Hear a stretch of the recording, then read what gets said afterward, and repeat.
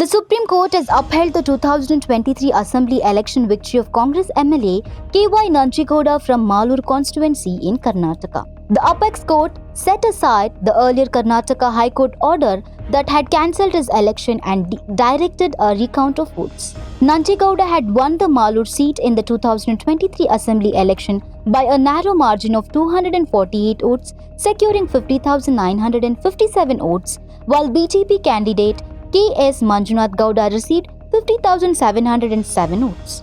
Following the close result, the BJP candidate approached the High Court alleging irregularities in the counting process. The High Court accepted the plea, cancelled the election result and ordered a recount. The Supreme Court later stated that order and directed the Election Commission to conduct the recount and submit the findings in a sealed cover.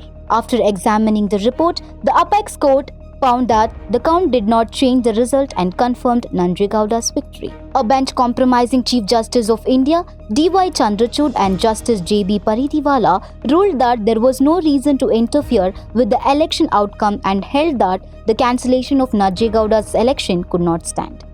With this verdict, the legal uncertainty in Malur has ended, giving relief to Congress party and reaffirming the validity of the electoral mandate even in close margin contests.